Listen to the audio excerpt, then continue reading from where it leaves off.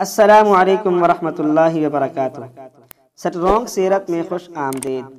اہلا و سہلا و مرحبا بکم فی القناة سٹرونگ سیرت اینڈ ویلکم۔ معزز سامعین، جیسے ہی خالد بن ولید رضی اللہ تعالی عنہ کو اطلاع ملی کہ زرار بن ازور رضی اللہ تعالی عنہ کو ایک لشکر بادشاہ ہرقل کی طرف لے کر جا چکا ہے، تو خالد بن ولید رضی اللہ تعالی عنہ نے رافع بن عمیرہ الطلی رضی اللہ تعالی عنہ کو حکم دیا کہ آپ اس لشکر کے تعاقب میں جا کر زرار بن ازور رضی اللہ تعالی عنہ کو چھڑا کر لیں۔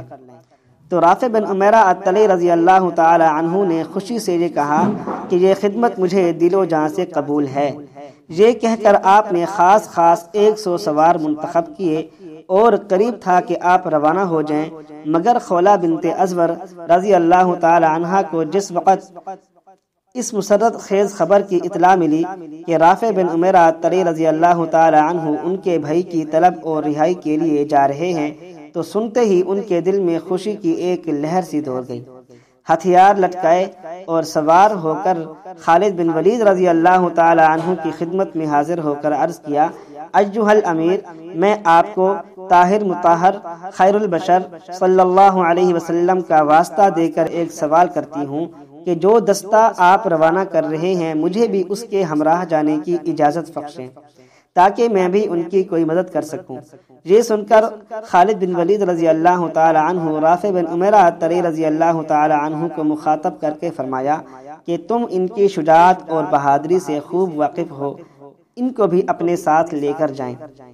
رافع بن عمیرہ الطلی رضی اللہ تعالی عنہ خولہ بنت ازور رضی اللہ تعالی عنہ کو اپنے ساتھ لے کر چل دیے۔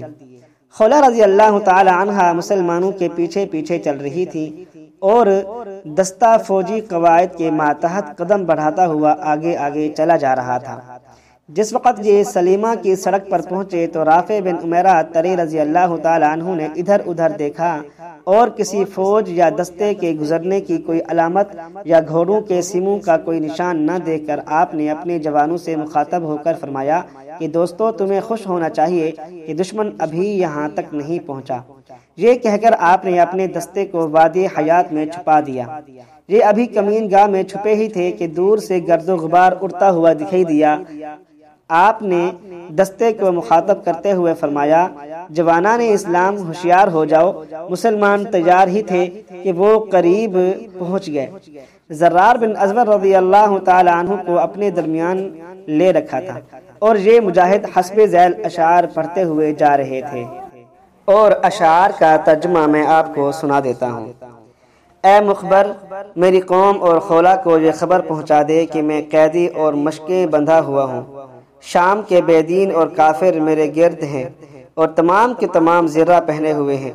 اے دل تو غم اور حزن اور حسرت کے مارے مردہ، اور اے میری جوان مردی کے آنسو میرے رخسار پر بہہ جا۔ کیا تو جانتا ہے کہ میں پھر ایک دفعہ اپنے اہل اور خولہ کو دیکھوں گا اور میں اس عہد کو یاد دلاؤں گا جو ہمارے اندر تھا۔ خولہ بنت ازور رضی اللہ تعالی عنہا نے یہ اشعار سنتے ہی کمین گاہ سے جواب دیا اور کہا کہ خداوند تعالی جل مجدہ نے تمہاری دعاؤں کو قبول کر لیا، تمہاری گریہ زاری کو سن لیا۔ میں ہوں تمہاری بہن خولہ۔ یہ کہہ کر انہوں نے زور سے تکبیر کہی اور حملہ کر دیا۔ رافع بن عمیرہ الطلی رضی اللہ تعالی عنہ اور دوسرے مسلمان بھی تکبیر پڑھ کر حملہ آور ہو گئے۔ حمید بن سالم کہتے ہیں کہ میں بھی اس وقت اس جماعت میں تھا جس وقت ہم نے تکبیر کے نعرے لگائے تو الہام الہی کی بدولت ہمارے گھوڑے بھی خوشی میں آ کر زور زور سے ہنہنانے لگے۔ ہمارے ایک ایک سوار نے رومیوں کے ایک ایک سوار کو آگے رکھ لیا اور ابھی 1 گھنٹہ بھی گزرے نہیں پایا تھا کہ ہمارا ہر سپاہی اپنے حریف کو موت کے گھاٹ اتار چکا تھا۔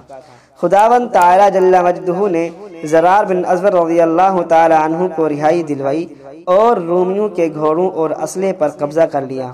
رافع بن قادم التنوخی کہتے ہیں کہ ہم ابھی ان 100 سواروں سے لڑنے میں مشغول تھے کہ خولہ رضی اللہ تعالی عنہ نے اپنے بھائی کو چھڑایا، مشقیں کھولیں اور سلام کیا۔ زرار بن ازور رضی اللہ تعالی عنہ نے اپنی بہن کو شاباش دی، مرحبا کہا اور ایک خالی گھوڑے پر جو دوڑتا ہوا پھر رہا تھا سوار ہو گئے۔ ہاتھ میں ایک پڑا ہوا نیزہ لیا اور حسب ذیل شکریہ کے اشعار پڑھنے لگے۔ اشعار کا ترجمہ یہ ہے: یا ربی، میں آپ کا شکر ادا کرتا ہوں، آپ نے میری دعا قبول فرمائی، میرا رنج دور کر دیا اور میری بے چینی کو ہٹا دیا۔ آپ نے میری تمناؤں کو آرزو کرنے سے پہلے پوری کر دی اور مجھے میری بہن سے باری تعالیٰ آپ نے ملا دیا۔ میں آج اپنے دل کو اپنے دشمنوں سے تسکین دوں گا۔ واقدی رحم اللہ فرماتے ہیں کہ رافع بن عمیرہ الطلحی رضی اللہ تعالی عنہ کا یہ دستہ زرار بن ازور رضی اللہ تعالی عنہ کو چھڑانے کے بعد مال غنیمت اور گھوڑے وغیرہ جمع کرنے میں مصروف ہی تھا کہ اچانک ہی رومی خالد بن ولید رضی اللہ تعالی عنہ سے ہزیمت کھا کر بھاگے اور گھبراہٹ میں کچھ اس طرح بھاگتے کہ اگلو نے پچھلوں کی طرف مڑ کر بھی نہ دیکھا۔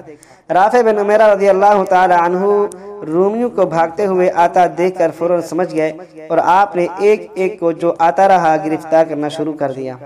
کہتے ہیں کہ جس وقت خالد بن ولید رضی اللہ تعالی عنہ نے رافع بن عمیرہ الطلحی رضی اللہ تعالی عنہ کو روانہ کر دیا اور دروان اور اس کی قوم پر آپ نے ایک ایسا سخت حملہ کیا تھا جیسا کہ کوئی آدمی طلب شہادت اور حصول سعادت کے لیے ہتھیلی پر جان رکھ کر کیا کرتا ہے، مسلمانوں نے بھی جان توڑ کر کوشش کی تھی، جس کا نتیجہ یہ ہوا کہ رومی فوراً دم دبا کر بھاگے۔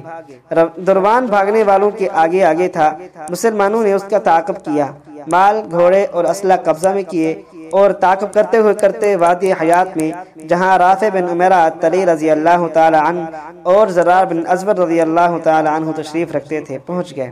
زرار کو مبارکباد دی اور خالد بن ولید رضی اللہ تعالی عنہ نے رافع بن عمیرہ کی تعریف اور شکریہ ادا کیا۔ یہاں سے شاداں فرحاں دمشق کی طرف لوٹے۔ ابو عبیدہ بن جراح رضی اللہ تعالی عنہ کو فتح کی خوشخبری سنائی اور دمشق کی فتح کا کامل یقین ہو گیا۔ کہتے ہیں کہ جس وقت دروان کی ہزیمت اور اس کے لڑکے کے قتل کی خبر شاہ ہرقل کو پہنچی تو اسے اپنی زوال مملکت کا یقین ہو گیا اور اس نے دروان کو حسب ذیل خط لکھا۔ شاہ ہرقل کا دروان کے نام خط: مجھے خبر ملی ہے کہ ننگے بھوکے عربوں نے تجھے شکست دے دی اور تیرے بیٹے کو قتل کر ڈالا۔ مسیح نے نہ اس پر رحم کیا نہ تجھ پر۔ اگر میں یہ نہ جانتا ہوتا کہ تو نہایت شاہ سوار اور نیزہ باز اور شمشیر زن ہے تو میں تجھے قتل کر دیتا۔ خیر، اب جو ہوا سو ہوا۔ میں نے اجنادین کی طرف 90,000 فوج روانہ کی ہے، تجھے اس کا سردار مقرر کرتا ہوں، تو ان کے پاس چلا جا اور فوج کو ساتھ لے کر اہل دمشق کی مدد کو پہنچ جا۔ کچھ فوج فلسطین بھیج دے تاکہ جو عرب وہاں موجود ہیں وہ ان سے لڑیں، نیز جو اہل عرب فلسطین میں ہیں ان کے اور جو دمشق میں ہیں ان کے درمیان میں بھی اس طرح 2 فوج حائل ہو جائے گی۔ تجھے چاہیے کہ تو اپنے دین اور اپنے ساتھیوں کی مدد کرے۔ دروان نے جس وقت یہ خط پڑھا کہ اس کی ڈھارس بند گئی، غم غلط ہوا، سامان سفر درست کر کے اجنادین پہنچا اور جہاں رومیوں کو نہایت طمطراق علم اور صلیبیوں سے لیس پایا اور اس کے استقبال کو نکلے، بیٹے کی قتل کی تعزیت کی۔ دروان نے خیمے میں پہنچ کر بادشاہ کا فرمان سنایا، جس کو رومیوں نے بخوشی منظور کر لیا اور جنگ کے لیے تیار ہو گئے۔ واقعی کہتے ہیں کہ جس وقت خالد بن ولید رضی اللہ تعالی عنہ دروان کو ہزیمت دے کر باب شرقی پر تشریف لائے تو وہاں عباد بن سعید، جنہیں شرحبیل بن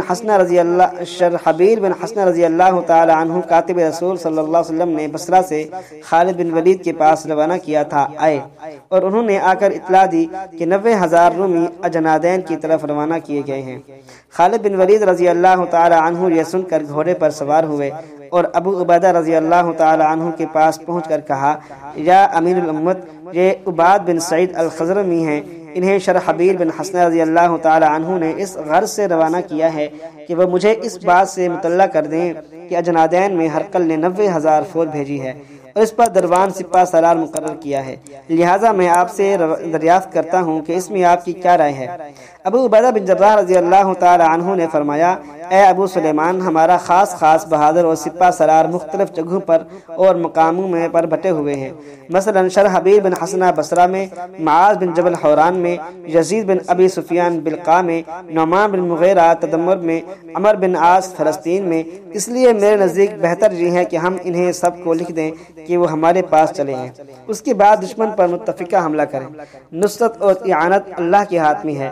اس مشورے کے بعد خالد بن ولید رضی اللہ تعالی عنہ نے عمر بن عاص رضی اللہ تعالی عنہ کو حسب ذیل خط لکھا: بسم اللہ الرحمن الرحیم، اما بعد، تمہارے مسلمان بھائیوں نے اجنادین کی طرف جانے کا ارادہ کر لیا ہے، کیونکہ وہاں 90,000 دشمن کی فوج جمع ہوئی ہے، اور اس کا ارادہ ہے کہ خدا کا نور بجھا دے، حالانکہ اللہ تبارک و تعالی اس کو پورا کرنے والے ہیں، خواہ وہ کافر کو کیسا ہی برا معلوم ہو۔ ہماری طرف بڑھے، اس لیے جس وقت میرا یہ خط تمہیں ملے اپنے تمام ساتھیوں کو لے کر اجنادین کی طرف فوراً چل پڑو، ہم انشاءاللہ تمہیں وہیں ملیں گے۔ تمام مسلمانوں کو سلام بھیجا پہنچا دو۔ والسلام علیکم ورحمۃ اللہ وبرکاتہ۔